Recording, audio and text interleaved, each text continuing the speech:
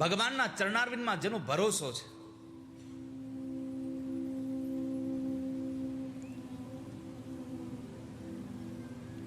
વાસના લીલા, ઉતી લીલાની કથા છે. ત્રણ પ્રકારની વાસનાઓ છે: અસદ વાસના, સદ વાસના અને સદ વાસના. ત્રણ પ્રકારની વાસનાઓ છે, એટલે કે મિશ્ર વાસના.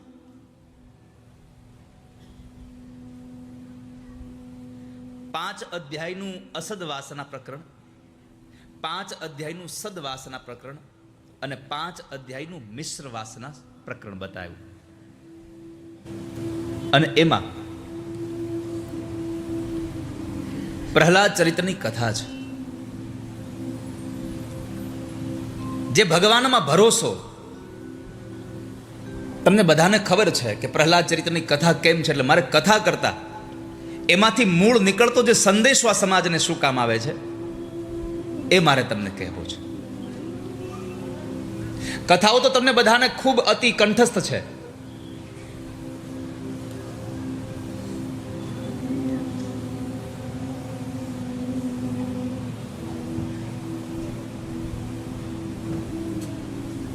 કશ્યપ અને દિતિનો દીકરો હિરણ્યકશિપુ, એમણે પોતાના ભાઈ હિરણ્યાક્ષના સહોદરનું વેર લેવા માટે થઈ અને એમણે 100 વર્ષ સુધી મંદરાચલ પર્વતમાં તપ કર્યું. પેલો સંદેશો અહીંયા મળ્યો. રાક્ષસ હતો છતાં પણ એણે તપ કર્યું. આપણે રાક્ષસ નથી એટલે આપણે તપ કરવું જોઈએ આ સંસારમાં. ભલે 100 વર્ષ ન કરીએ પણ દિવસમાં 108 વખત ભગવાનનું નામ તો લઈએ.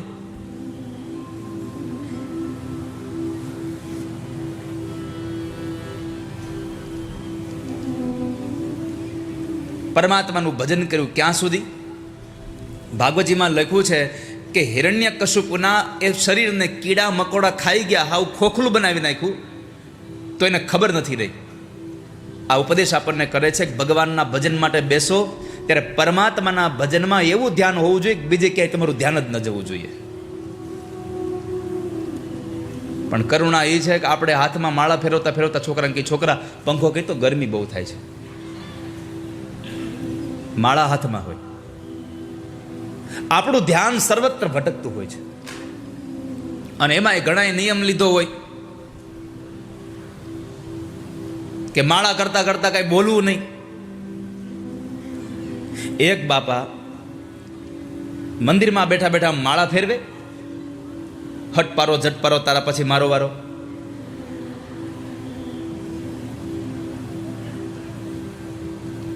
એમાં બરાબર બાપાએ જોયું તો ઘરના આંગણામાં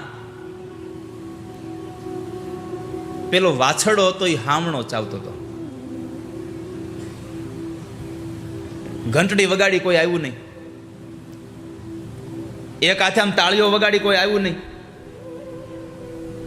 એક હાથમાં માળા અને બીજા હાથે બાપાએ બાજુમાં એક વાટકો પડ્યો હતો, વાટકો ફેંકો આમ ફાડનારાનો.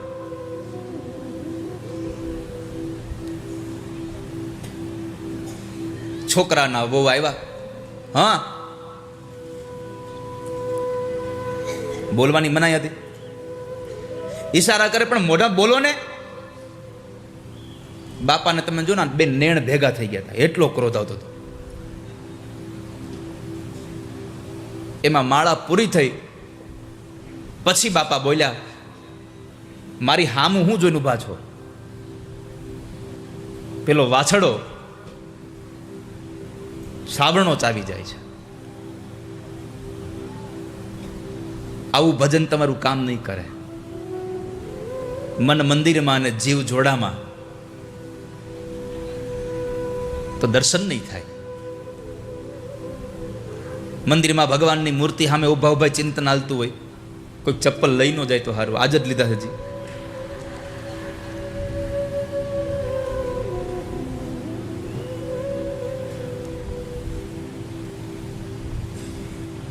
એક ભાઈ બરાબર નવા ચપ્પલ પહેરીને નીકળ્યા, તેના મિત્રે પૂછ્યું કે નવા લીધા? તો કે ના, મંદિરે ગયો તો.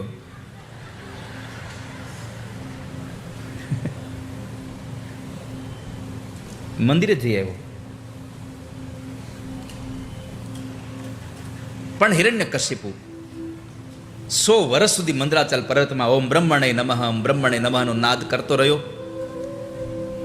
100 વર્ષ સુધી કયાધુના ઉદરમાં પ્રહલાદજી મહારાજ રહ્યા. નારદજીએ ઈચ્છા પ્રસૂતિનું વરદાન આપેલું હતું કે તને જ્યારે ઈચ્છા થશે ત્યારે તું તારા બાળકને જન્મ આપી શકીશ. 100 વર્ષ સુધી એના આશ્રમમાં રહ્યા અને 100 વર્ષ સુધી જ્યારે આશ્રમમાં રહ્યા અને એના સત્સંગ સાંભળ્યો, એ સત્સંગની અસર બાળક ઉપર પડી એટલે પ્રહલાદજી મહારાજ ભગવાનના ભક્ત થયા. પેટમાં પોઢીને સાંભળેલી શિવે રામ લક્ષ્મણની વાતો.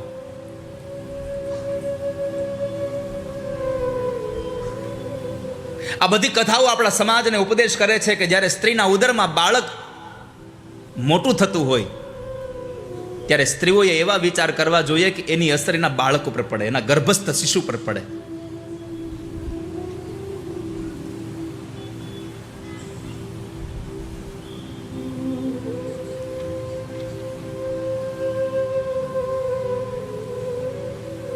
સો વર્ષના અંતે બ્રહ્માજી પ્રગટ થયા અને પ્રસન્ન થઈને કહ્યું, માગ તારે જે માગવું હોય તો માગી લે. રાક્ષસો તો પહેલું વરદાન એ જ માગતા, હું મરું નહીં એવું આપો. પણ પછી ભગવાન સમજાવતા કે એ વાત ખોટી છે, મરવું તો પડશે, પણ તારે જે રીતે મરવું હોય એ વ્યવસ્થા કે એટલે એ વ્યવસ્થા ગોઠવી દઈ.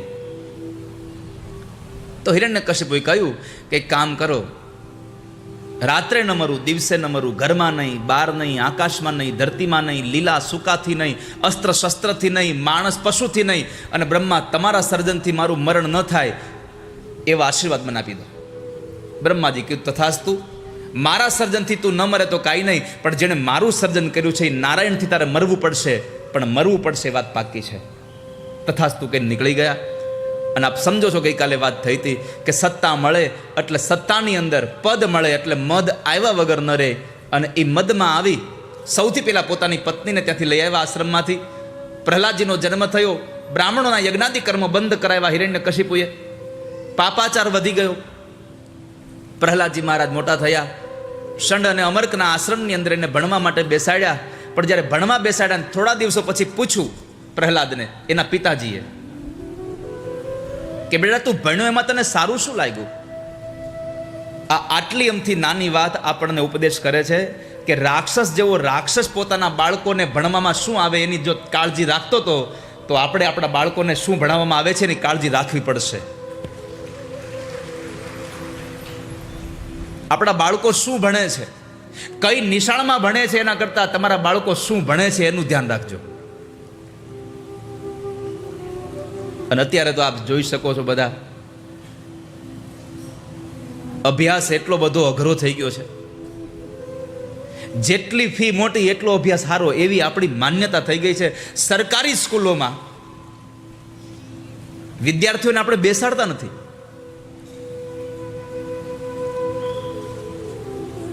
કદાચ હું જોઉં છું ત્યાં સુધીમાં અહીંયા લગભગ 70% લોકો એવા છે કે જે સરકારીમાં જ ભણીને મોટા થયા છે. અહીંયા મને દેખાય છે બધા. છોકરાને કાંઈ કીધું હોય તો છોકરા કરતાં વધારે ઉપાડો તો એના મા બાપ લે છે. પૂછો વડીલોને શિક્ષા કેવી રીતે મળતી? ગુરુજી હાથમાં સોટી રાખતા અને આપણી કહેવત છે, સોટી વાગે છમ છમ અને વિદ્યા આવે રમજ. અત્યારના શિક્ષકો વિદ્યાર્થીઓને કંઈ કહી નથી શકતા.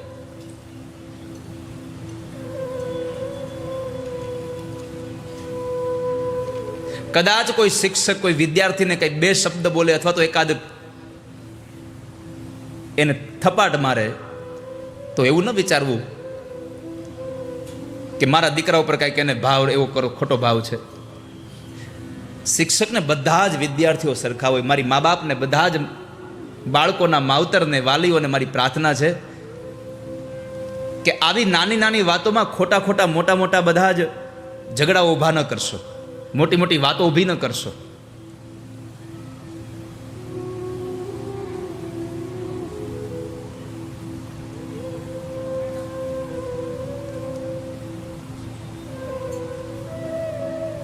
તો પૂછ્યું કે તું ભણ્યો એમાં તને સારું શું લાગ્યું? પ્રહલાદે કીધું, પિતાજી આ સંસાર અંધારા કુવા જેવો છે, એમાં પડીને મરી જવું એના કરતાં મારા ઠાકોરજીને ભજી લેવાય, મારા નારાયણને ભજી લેવાય. પોતાના દુશ્મનનું નામ લીધું એટલે ક્રોધે ભરાઈને કાઢી મૂક્યો છે. ચાલો જા, આવતો નહીં કોઈ દી મારી પાસે અહીંયા. પ્રહલાદિત નીકળી ગયા. થોડા દિવસ પછી વળી પાછો બોલાવ્યો, પૂછ્યું કે તને ભણવામાં શું સારું લાગ્યું? પ્રહલાદે વળી પાછું કીધું, પિતાજી એક વાત કહું,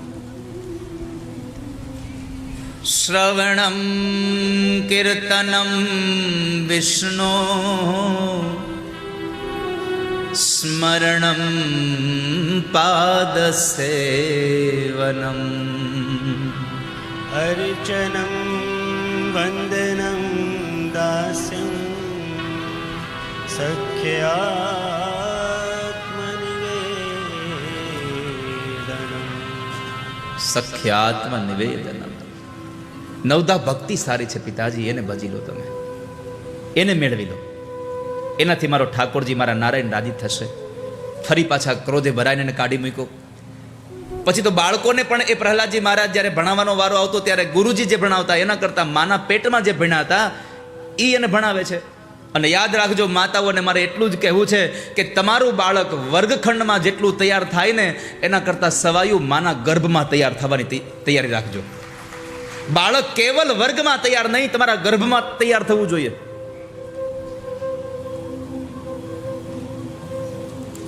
આપણું બાળક ઇંગ્લિશમાં 2 સ્પેલિંગ બોલી જાય તો આપણને આમ અહોભાવ થઈ જાય. મહેમાનને તરત કહી, જો તો બેટા બોલતો લો, સ્પેલિંગ તને આવડે છે, પેલી રાઇફ બોલતો.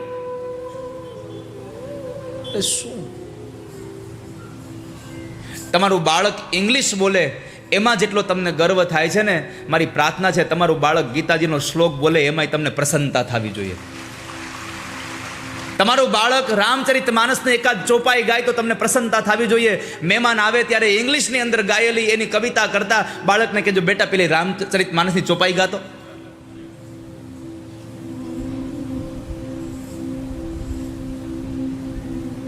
પણ આપણું બાળક એબીસીડી બોલતા આવડી જાય તો આપણે આખા ગામને કહેતા ફરીએ, અમારા છોકરાને એબીસીડી આવડી ગઈ. અરે ક્યાં મોટો હાથી માર્યો છે એમાં. તારા છોકરાને રામચરિત માનસની ચોપાઈ આવડે, ગીતાજીનો શ્લોક આવડે તો ગર્વ લેવો જોઈએ, મારા છોકરાને ગીતાજીના શ્લોક આવડે છે. કારણ કે ગીતાજીના શ્લોક તમારા બાળકનું જીવન સારું બનાવશે. અને મારે તમને કહેવું છે, અને એટલા માટે જ આટલા સાંપ્રત સમયમાં આટલી મોંઘી જ્યારે વિદ્યાદાન બન્યું છે, અભ્યાસ આટલો મોંઘો બન્યો છે, ત્યારે આ વ્યાસપીઠને સાથે લઈને, આ વ્યાસપીઠના માધ્યમથી પ્રાયઃ લોકો કદાચ કથા સાંભળતા હશે અને ખબર હશે કે આ વ્યાસપીઠના માધ્યમે તમારા બધાના સહકારથી સૌરાષ્ટ્રમાં અમરેલી પાસે અને પતિ પત્ની એટલે કે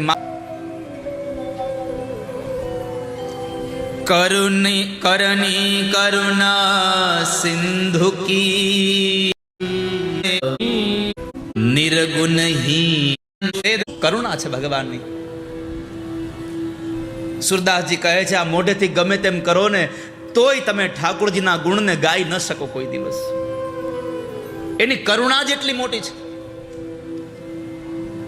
કરણી કરુણા સિંધુ કે મુખ કહત ન જાવે.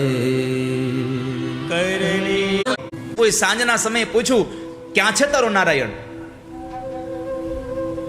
7 વર્ષનો પ્રહલાદ જવાબ આપે છે, પિતાજી ક્યાં છે મારો નારાયણ? આવું ન પૂછો, ક્યાં નથી મારો નારાયણ આ સંસારમાં. તમે જ્યાં નજર કરો ત્યાં નારાયણ છે. અત્યારે મને પણ એવું લાગે છે કે આમ જ્યાં નજર કરીએ ત્યાં મારો નારાયણ દેખાઈ રહ્યો છે. આમ જુઓ તો ખરા, જ્યાં નજર કરો ત્યાં. જલે વિષ્ણુ સ્થલે વિષ્ણુ વિષ્ણુ પર્વત મસ્તકે જ્વાલા માલા કુલે વિષ્ણુ વિષ્ણુ સર્વમ વિષ્ણુમયમ સર્વમ વિષ્ણુમયમ જગત. આખું જગત ભગવાનથી ભરેલું છે. હરિવ્યાપક સર્વત્ર સમાન. પરમાત્મા બધે જ છે. પિતાજી ક્યાં નથી ભગવાન?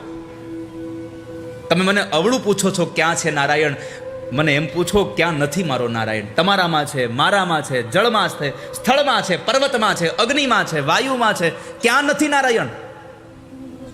આવેશમાં આવી ગયો હિરણ્યકશિપુ અને પૂછું કે આ સ્તંભમાં તારો નારાયણ છે? પ્રહલાદે કાંઈ વિચાર્યા વગર કહી દીધું, હા છે મારો નારાયણ. મારે તો તમને એ કહેવું છે કે 7 વર્ષના પ્રહલાદની શ્રદ્ધા કેટલી હશે કે બોલી ગયો કે આ નારાયણ છે, અને કદાચ એમાંથી પ્રગટ થવું પડે તો મારો નારાયણ પ્રગટ થશે, મને ભરોસો છે મારા ભગવાનમાં. દ્રઢઈન ચરણન કેરો ભરોસો. આપણને ભગવાનમાં ભરોસો થવો જોઈએ, પણ કરુણા એ વાતની છે, મુશ્કેલી એ વાતની છે કે ભરોસો આપણને આપણામાં થાય છે અને અવિશ્વાસ આપણને ભગવાનમાં થાય છે. પ્રભુમાં ભરોસો કરજો. અને આ દુનિયામાં જેણે જેણે ભગવાનનો ભરોસો રાખ્યો એનો ભરોસો મારા ઠાકોરજીએ કોઈ દી તોડ્યો નથી હો. દ્રઢઈન ચરણન કેરો ભરોસો. હિરણ્યકશિપુ પોતાની ગદાને લઈને તોડવા જાય પથ્થરના સ્તંભને. પરમાત્મા પ્રગટ થયા છે. ભગવાન ઋષિનું પ્રાગટ્ય થયું અને પરમાત્મા જેમ બાજ પોતાના શિકારને પકડે એમ પકડી લઈ અને ઉમરાની વચ્ચે લઈ ગયા, પોતાના ખોળામાં રાખી અને પૂછ્યું કે હિરણ્યકશિપુ, તે જે માગ્યું એમાંથી જરા જોઈ લેજે, ઓછું નથી ને કાંઈ? નથી રાત નથી દિવસ, સંધ્યાનો સમય છે. નથી ઘરમાં નથી બહાર, તું ઉમરામાં છો. નથી આકાશમાં નથી ધરતીમાં, મારા ખોળામાં છો. અને તે માગ્યું હતું કે માણસથી કે પશુથી ન મરું? તો જોઈ લે મારું શરીર. ભગવાનનું મોઢું હતું એ સિંહનું હતું અને શરીર માણસનું હતું. ભગવાને નખ બતાવીને કીધું, આને લીલાઈ ન કહેવાય, આને સુકાઈ ન કહેવાય, આને અસ્ત્ર ન કહેવાય, આને શસ્ત્ર ન કહેવાય. અને તે માગ્યું હતું કે બ્રહ્માજીના સર્જનથી ન મરું? તો સાંભળી લે, મેં બ્રહ્માનું સર્જન કર્યું છે, બ્રહ્માએ મારું સર્જન નથી કર્યું. અને એ સમયે ભગવાનની આંખોમાંથી અગ્નિ વરસતો હતો. ક્રોધ આવ્યો. ભગવાને પોતાના તીક્ષ્ણ નખો વડે હિરણ્યકશિપુના પેટને ચીરી એમાંથી આંતરડાઓ કાઢી કાઢી પોતાની ડોકમાં પહેર્યા અને ભગવાનને દેવતાઓએ પુષ્પના ટોપલાથી વધાવી અને ભગવાનનો જય જયકાર કર્યો. બોલીએ નૃસિંહ નારાયણ ભગવાન કી જય. ભગવાન નૃસિંહનો જય જયકાર થયો. નૃસિંહ નારાયણ, આ કથા એટલા માટે મારે તમને કહેવી હતી. થાય મળી નહીં જેદી હરીને માં, પરમેશ્વર પણ પશુ કહેવાયો. માં ન મળી ભગવાનને, પણ ભક્ત માટે પરમાત્મા સ્તંભમાંથી પ્રગટ થયા. આવી દિવ્ય કથાઓ આપણા આવા ગ્રંથોમાં ભરી છે. પછી પરમાત્માની સ્તુતિ કરી દેવતાઓએ. ભગવાન શાંત ન થયા. લક્ષ્મીજીને બોલાવ્યા, લક્ષ્મીજી કરતા પણ ભગવાન શાંત ન થયા. અને પછી પ્રહલાદને કીધું, પ્રહલાદ તું ભગવાનની સ્તુતિ કર, તું પરમાત્માને સ્તુતિ કરી દે. અને 7 વર્ષનો પ્રહલાદ ભગવાન પાસે આવી અને ભગવાનને સ્તુતિ કરે. બ્રહ્માદય ચાટે છે ને પછી પૂછું કે તારે જે જોઈતું તે માગી લે. પ્રહલાદે કીધું, પ્રભુ કાંઈ નથી જોઈતું. બીજી વાર ભગવાને કીધું, માગી લે પ્રહલાદ. ભગવાને કીધું, બીજી વખત ના પાડી. ત્રીજી વખત ભગવાને કીધું, માગી લે. પ્રહલાદે એટલું કીધું, પ્રભુ એક કામ કરો, તમારે આપવું હોય તો મને એટલું આપો, મારા પિતાજીએ તમારો બહુ દ્વેષ કર્યો છે, જો તમે આપી શકતા હો તો તમે એને તમારું ધામ આપી દો, તમે એને ધામ આપો. અને ત્યારે ભગવાને એટલું જ કીધું કે પ્રહલાદ, તારા જેવો દીકરો જે ઘરમાં જન્મે ને એ પરિવારના બધા જ પિતૃઓને મારું ધામ આપોઆપ મળી જાય છે. ભગવાનનો ભક્ત જે ઘરમાં જન્મે એ ઘરની અંદર જેટલા પણ લોકો દિવંગત થાય છે એ બધાને ભગવાનનું ધામ મળે છે.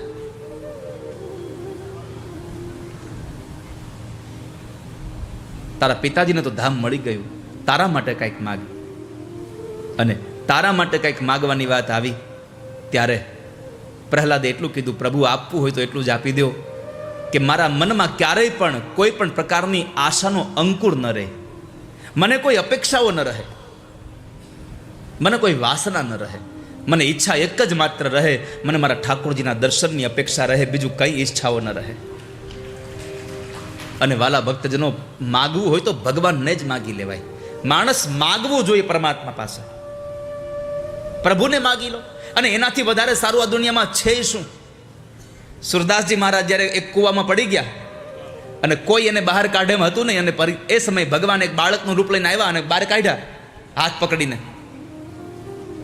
ભગવાનના હાથનો સ્પર્શ થયો અને સુરદાસજી ઓળખી ગયા, કાકા મારા ઠાકોરજી છે. તો ભગવાન જ્યારે આમ હાથ છોડાવવા ગયા એટલે હાથ પકડી લીધો અને પૂછ્યું તમે મારા ભગવાન છો ને? છતાં ભગવાન હાથ છોડાવી લીધો અને પરમાત્મા હસતા હસતા દોડ્યા. એટલે સુરદાસજી એટલું જ બોલ્યા કે હાથ છોડા કર જાત હો નિર્બલ જાન કે મોઈ, હૃદય છોડા કર જાઓ તો મર્દ બખાનું તોય. તમે મને આમ આમ આમ મજબૂર સમજીને મારો હાથ છોડાવીને ગયા છો, પણ મારા હૃદયમાંથી જાઓ તો હું તમને હાચા કહું. ત્યારે ભગવાન પ્રસન્ન થયા, ફરી પાછા આવ્યા અને ભગવાને પોતાના 2 વરદ હાથ સુરદાસજીની આંખ ઉપર આમ પધરાવ્યા. 2 આંખોમાં દ્રષ્ટિ મળી, ભગવાનને જોયા, ભગવાન રાજી થયા અને પરમાત્માએ કહ્યું કે માગો સુરદાસ, શું આપું તમને? સુરદાસે એટલું કીધું, પ્રભુ આપશો, હું જે માગું એ આપશો ને? અરે એવી કઈ વસ્તુ છે કે જે હું ના આપી શકું? તમારે જે જોતું તે માગી લો સુરદાસ, હું રાજી થયો તમારાથી. ત્યારે રડતા રડતા સુરદાસે કીધું, પ્રભુ આપવું હોય તો એટલું આપો, મને પાછો આંધળો બનાવી દો, મને પાછો અંધ બનાવી દો. ભગવાને કીધું, સુરદાસ તમે ક્યારેય દુનિયા જોઈ નહોતી, તમને આ દ્રષ્ટિ આપી અને બીજું માગવાનું મેં કહ્યું, તમે અંધ બનવાની વાત કરો છો? કેમ આવું માગો છો? અને ત્યારે સુરદાસ રડતા રડતા એટલું બોલ્યા, પ્રભુ મારે એટલા માટે આ માગવું છે કે તમારા આ દાસે અત્યાર સુધી કાંઈ જોયું નહોતું અને જોવાનો અવસર આવ્યો તો પહેલા વહેલા તમને જોયા, અને તમને જોયા પછી એમ થાય છે કે હવે બીજું કાંઈ જોવું નથી આ સંસારમાં મારે. તમને જોયા પછી બીજું કશું જોવું જ નથી મને, માટે નાથ મને અંધ બનાવી દો. આ વાત સાથે મારે એટલું કહેવું છે, માગવું હોય તો ભગવાનને માગી લેવાય. ભગવાન કો ચાહો ભગવાન સે કુછ ન ચાહો. તમે પ્રભુને ચાહવાવાળા બની જાઓ. પરમાત્માએ અંતે પ્રહલાદને ગતિ આપવાની વાત કરી, પ્રહલાદને ભક્તિ આપવાની વાત કરી, એ કથા બતાવી અને 7મ સ્કંદને વિરામ કર્યો. 8મ સ્કંદમાં એક હાથીની કથા છે, ગજેન્દ્ર મોક્ષની કથા છે, કે જેમાં હાથીનો ઉદ્ધાર ભગવાને નામથી કર્યો. એક હાથી પાણી પીવા માટે સરોવરમાં ગયો અને હાથની સાથે છે. આ આપણી વાત છે, આ 4 પગવાળા હાથીની વાત નથી, આ કેવળ આપણી વાત છે.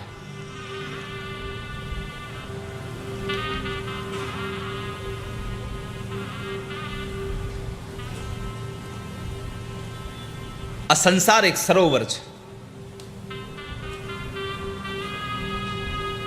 બીજું, સંસારમાં રહેલું જળ એટલે કે આ સંસારની માયા એ સરોવરનું જળ છે. આ જીવાત્મા એ હાથી છે, ગજેન્દ્ર છે, કાળ એ મગર છે. અને એવા સમયે હાથી બરાબર જળ ક્રીડામાં એટલો મદોન્મત્ત બની ગયો, ખબર જ ન રહી.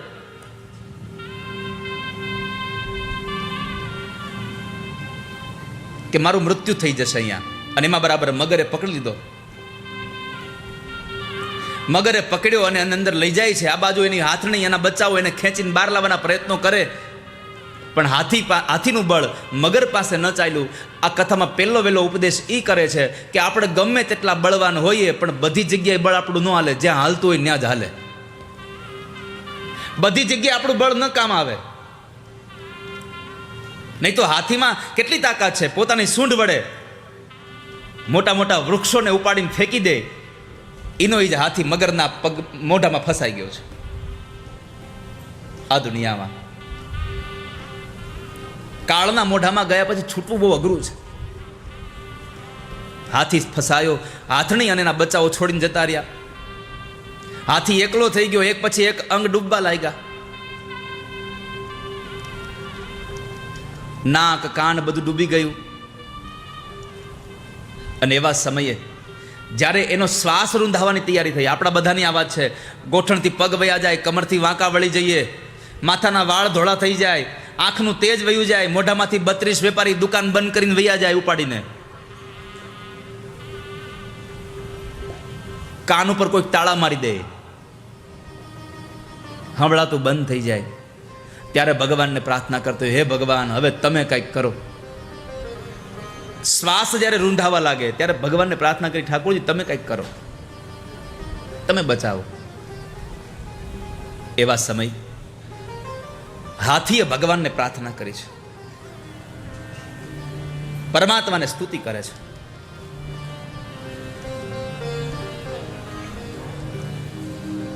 હે ગોવિંદ